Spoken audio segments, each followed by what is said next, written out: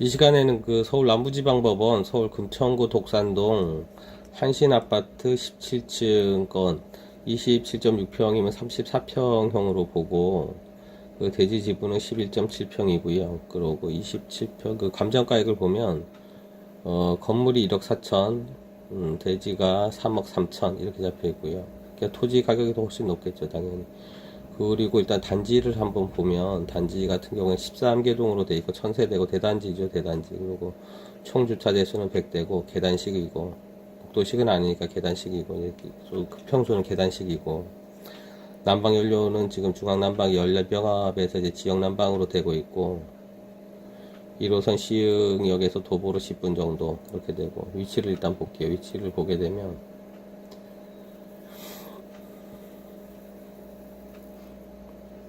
금천구는 잘 몰라요. 저희도 잘 지역은 잘, 서울에 살면서도 지역은 잘 모르는데, 일단은 금천구청역이 여기서 그 안양천을 기점으로 해가지고 나눠져 있고, 한신 아파트로 돼 있는데, 여기 한신 아파트 단지로 이름이 뭐였죠? 이게 한신 아파트가 한신 아파트, 한신 아파트 단지 내에 지금 있는 물건이고,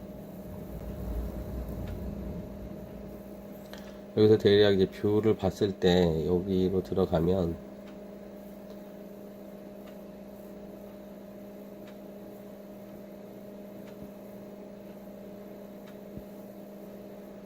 그 단지는 깨끗해 보이는데, 일단은 지금 준공연도가 91년도에 그러면 30년 된 아파트고, 그러니까 신축 아파트는 아니죠. 그래서 그 보면은 일단은 도면을 보면, 도면에 지금 방이 3개고 욕실이 2개고 주방, 거실, 현관, 발코니 이렇게 돼 있고, 34평형 뭐 전형적인 도면이죠. 이렇게.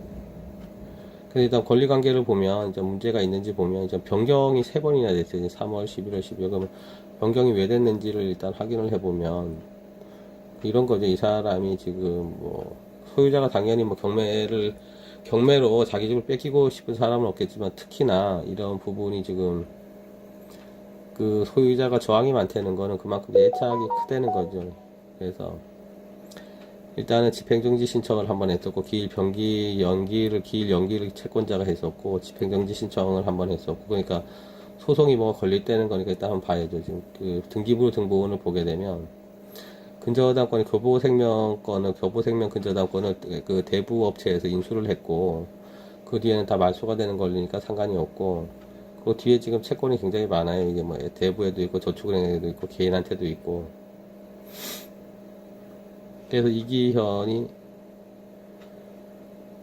태영 후순위권자들이 지금 그 경매 신청을 했어요. 지금 그 1순위권자는 아니고, 그러니까 대부업일 수 있고 대부업일 수도 있고 이런데, 개인 대부업일 수 있는데, 이 사람도 일단 신청을 했고, 이게 금액에 따라 가지고 치아를 보는데, 이거는 지금 치아될 정도는 아닌 것 같아요. 일단은 그 채무를 초과해 버렸기 때문에. 그리고 임차인 같은 경우에 김철기가 지금 있는데, 김철기가 누군지는 몰라요. 지금 세대 열람을 해보면 김철기 그 여러 명이 나와 있죠. 여러 명이 나와 있는데,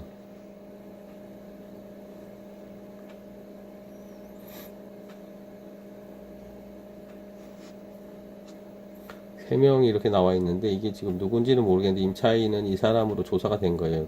김철기로. 그러면은 이걸 지금 전입은 있대. 그러니까 대항력은 있어요. 대항력은 있는데, 이걸 어떻게 확인을 해야 되냐면, 여기다 전화해보는 수밖에 없어요. 이거가 지금 전입은 돼 있는데 다 미상으로 돼 있다 그러면, 그 전입이 대항력은 있는데 미상으로 돼 있다, 인수는 해야 되는데, 이 부분에서 어떻게 확인을 하느냐? 그러면 채권자한테도 확인하는 방법밖에 없어요. 왜 그러냐면, 채권자가 1순위로 지금 저당권을 설정할 때는 그 선순위에 지금 임대차가 있다는 거 확인을 해요. 확인을 해가지고 이게 있다 그러면 대출을 안 해주든가, 아니면은 무상임대차라는 걸 확인을 받아가지고 보통은 해주기 때문에, 2014년도에 이렇게 지금 10년도에 지금 김철기가 이 전입이 돼 있는데, 그 교보생명에서 대출을 해주려고 그럼 이걸 확인을 했을 거란 말이에요. 그래서 여기다 확인하는 방법이, 그러니까 가능성은, 그러니까 보통은 대부분은 지금 어차피 교보생명에서 지금 1순위로 대출을 해줄 때 뒤에 임차인에 대해 가지고 확인을 해요. 선순위 임차인을 확인하는데 전입세대가 돼 있다 그럼 이 사람한테 반드시 무상임대차 확인서를 받아요. 그래야지 대출을 해준단 말이에요. 그러니까 이런 경우에는 대부분은 이 사람이 무상임차인이든가 아니면 동거 가족일 확률이 많아요. 그러니까 그 부분 걱정할 필요는 없는데 만에 하나 이 사람이 임대차 보증금에 대해서 주장을 하게 되면 이 부분에 대해서 문제가 생기니까 사전에 확인을 하는 거예요. 사전 확인하는 방법이 뭐냐면 일단 교보생명에다 전화를 해서 이 부분을 담당자하고 확인을 하면 돼요. 근데 그 전화로는 안 가르쳐주지 않는 경우가 있으니까 방문을 하든가 아니면은 지금 그 트리플 AMC 대부에서 인수를 했는데 대부업에서도 이걸 갖다 인수를 하면서 이 부분을 확인을 해요. 관련 서류를 넘겨받고 그렇게 되니까 일단은 지금 거의 그 90%는 이 사람이 무상임차인이든가 그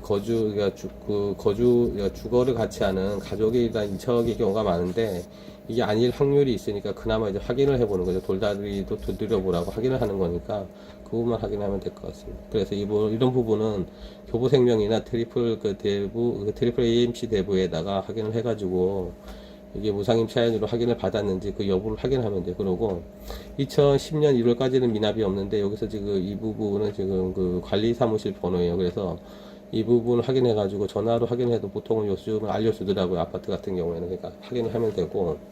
그래서 정리를 하자 그러면 권리관계 같은 부분에는 후순위 그 저당권이 지금 그 경매 신청을 했어요. 경매 신청을 했는데 1억 5천 하고 1억 5천 이상이니까 이게 취하되기는 사실상 힘들어요. 왜 그러냐면 건물 전체적으로 담보물에 대해서 채무가 지금 굉장히 많단 말이에요. 그래서 사실상 이게 그 취하되기는 힘들고 그거는 이제 걱정이 없는 거고 두 번째는 임대인에 대해 가지고 지금 미상으로 돼 있는데 90% 이상은 이게 무상이라든가 아니면 그 동거를 같이 하는 친족의 확률이 많아요. 그러니까 그런 부분은 이렇게 보통은 그런데 지금 만에 하나를 위해 가지고 일단은 지금 채권자한테다가 하나가 무상임차를 확인을 받았는지 아니면 동거 가족인지 여부 이것만 확인을 하시면 돼요. 그리고 여기서 전화로 물어봐도 알려주는 경우는 있는데 전화로 안 되면 방문을 해서 사정을 해서 일단 확인을 해야 돼요. 이거는.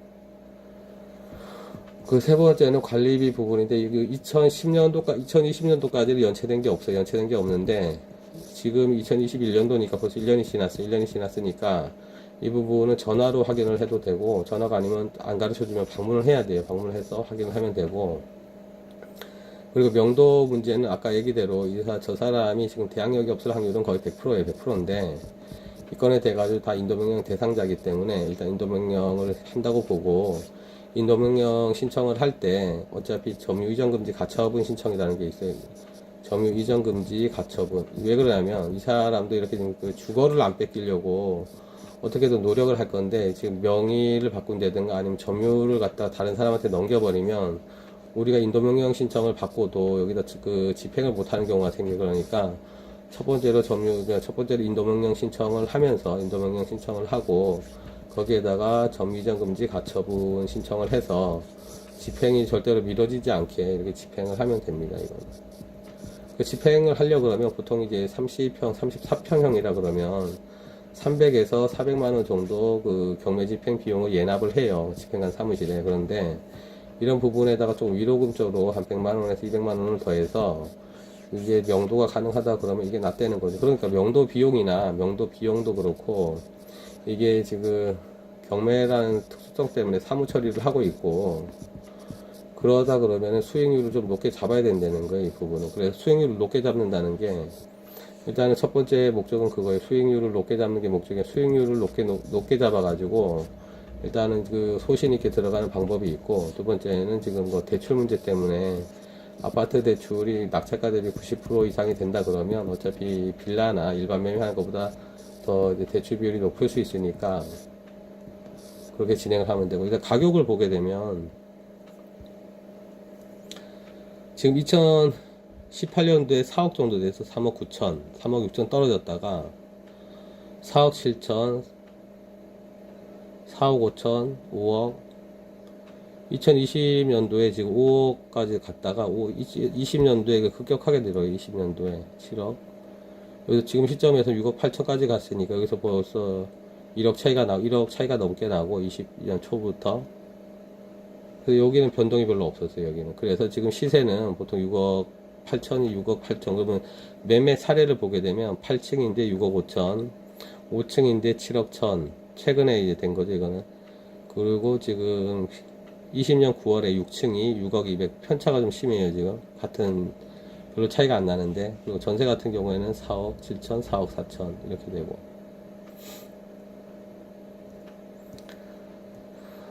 그래서 대략 시세를 6억 8천이라고 보면은 이 건이 지금 감정 시점하고 감정을 2019년도에 감정을 했어요. 그러니까 그때 시세가 맞고 지금은 시세가 지금 시세 같은 경우에는 6억 5천 정도로 보게 되니까 여기서 6억 이하로 살 수 있는지 여부고 여기서 6억 이하로 살 수 있다는 거는 아까 얘기했듯이 임차인이 지금 전입 세대가 지금 확인이 안 되는데 전입이 확인이 안 되는데 보증금하고 이게 확인이 안 돼요. 그래서 다른 사람들도 이걸 불안해가지고 지금 이런 걸 망설일 거란 말이에요. 그런데 이런 부분은 거의 지금 임차인이 지금 무상임차인이 앞에 지금 선순위 저당권이 없다면 모를까 이 사람들도 확인을 하고 들어왔기 때문에 거의 이제 무상임차인이라고 봐야 되고 가족이라든가 이렇게 봐야 되니까 이 부분은 걱정하지 말고 들어가면 되고 내가 6억 이하로 낙찰을 받아야 된다 그러면 아까 말씀하신 대로 채권자한테다가 무상임차인을 확인을 하고 관리비 부분을 체크를 하고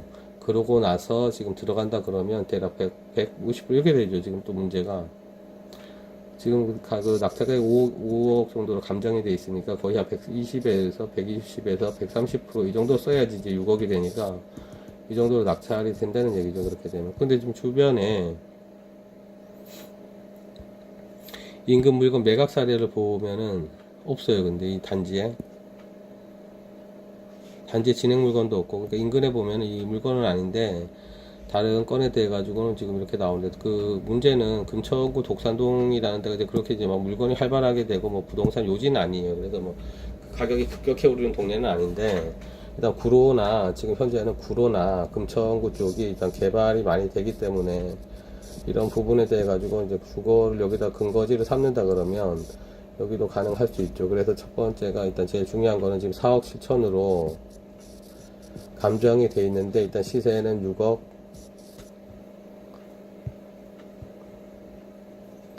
5천만 원 정도라고 봐야 돼요. 그래서 이 부분에 대해 가지고 그런 차이가 있으니까 일단 시세 같은 경우는 확인이 되는 거니까 이 부분 감안해 가지고 입찰가를 산정을 하면 될 것 같습니다. 오늘은 금천구 독산동의 한신아파트 17층이고 지금 지어진 지 준공된 지 30년 된 아파트고 그 건에 대해서 한번 물건을 봤습니다. 그래서 일단은 정보가 유익하셨다 그러면 구독과 좋아요 눌러주시면 다음 동영상을 제작하는 데 많은 도움이 될 것 같습니다. 고맙습니다.